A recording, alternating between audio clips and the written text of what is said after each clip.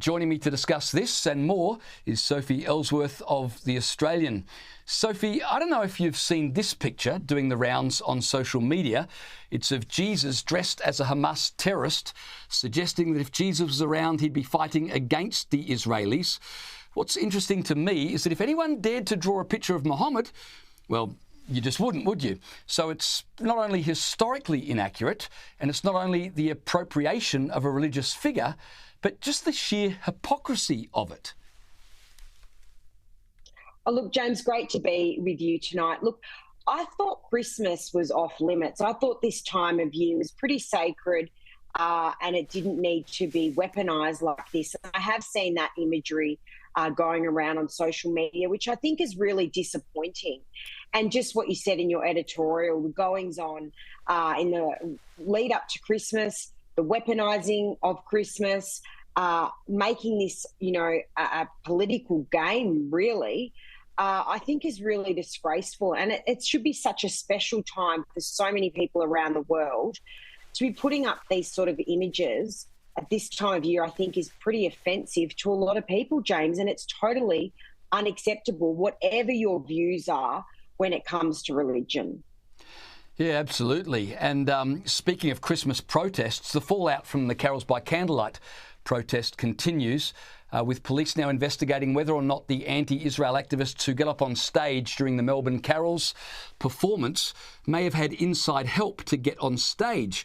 Now, the Australian newspaper that you write for reported today that insiders have asked why strict control of the event for participants didn't seem to have been applied to the protesters. Sophie, that's a worrying accusation, isn't it? Well, James, let's just be clear here. It's an accusation at this point, so we don't know yet. But I was looking up tonight what you can actually take into the Carols. You cannot even take an esky into the Carols without getting that stripped off you. There's very tight controls when you go to these events, which a lot of us understand and accept now. You cannot take weapons. Now, one of these people who disrupted the Carols that night had some sort of weapon with them, but police have not said publicly what it is. So I wonder, how did they get there on stage, so close to the hosts there? People will be asking these questions, James. And also the fact that David Campbell, the host, said let them, along the lines of let them have their moment. Was he for real? I thought this was really alarming because if this was the Israeli side carrying on like this, I think they would be largely condemned. So let's see what comes of this. But I think it's very concerning if these accusations do come out to be true, that there was help. Yeah, well, police are investigating those suggestions, and with others calling for more protests and disruptions, you'd hate to think that events like this will continue to be hijacked. Just on the host of the Carols, who you mentioned just a moment ago, David Campbell, you're right, he did say everyone needs to have their moment, which was an extraordinary thing to say. And I want to show him some grace because, when you're caught in a situation like that on the fly, you react immediately and your words aren't always what you would say on reflection. But I was reminded of the head of ASIO, who said just the other week that Palestinian street marches were a pressure release valve in the event that something worse might happen. And we continually ask, why do these things happen? You've got kids skipping school to protest against Israel. You've got all these other protests, motorcades through Jewish areas. We wonder why these things happen. Well, they keep being given permission to happen. If it's not the head of ASIO saying they're a pressure release valve, it's the host of Carols saying, well, everyone deserves their moment. Well, look, you're exactly right, James. Look, David Campbell was in a situation which if you or I are in, I don't know, I can't predict how I would react, but I'm pretty sure if it was the shoe on the other foot, the reaction may have been quite different to this, James. So I think it's really concerning that we're seeing this play out the way it has. And look, it happened during COVID. We saw lockdowns in Victoria and, basically when people wanted to march for Black Lives Matter, absolutely fine. If you wanted to protest against the lockdowns, absolutely not. I mean, this is double standards that is just absurd. So I think people can see through this. And this is obviously such a heated debate. What is going on overseas? Everyone seems to have a view on it, whether they have knowledge or not. And I think it's really concerning when it seems that one side of the argument is given a bit of, extra leeway here, shall you say.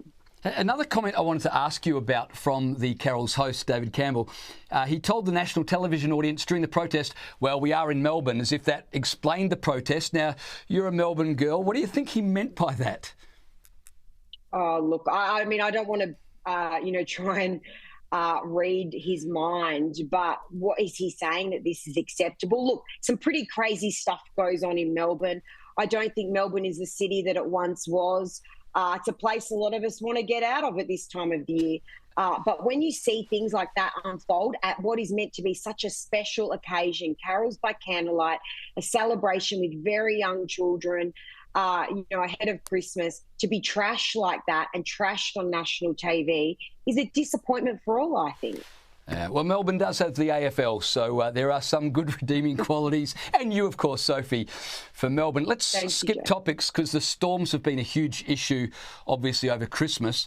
Gold Coast Mayor Tom Tate has criticised the Bureau of Meteorology for failing to warn people of the storm that destroyed houses and left 60,000 homes without power when it hit on Christmas night.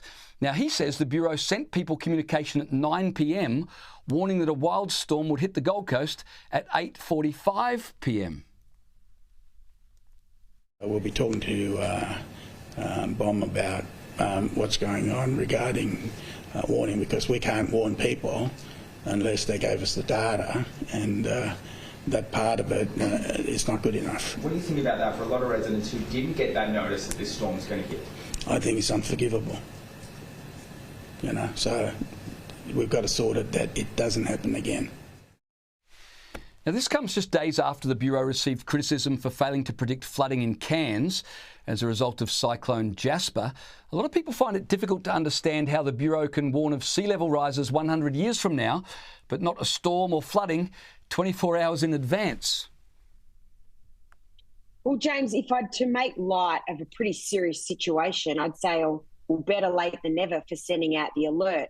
But what are these 1,500 Bureau of Meteorology staff doing? Now, they get over $400 million or around that annually from the government, from the taxpayers, to keep them afloat. Now, a lot of their people who work for them, the personnel, I've been reading on this, have moved from regional locations into Brisbane. So that's probably completely useless. They're not in these areas and they're hitting, on their computer, let's send out the alert when the storm's even gone. I mean, how ridiculous. I think the Bureau is under a lot of pressure now. I did note the Queensland Premier coming out supporting them. But look, if you've got these situations coming, James, you want to know before they're coming. You don't want to know once the storm's damaged your home. Getting an email or a text is completely and utterly useless. Yeah, absolutely.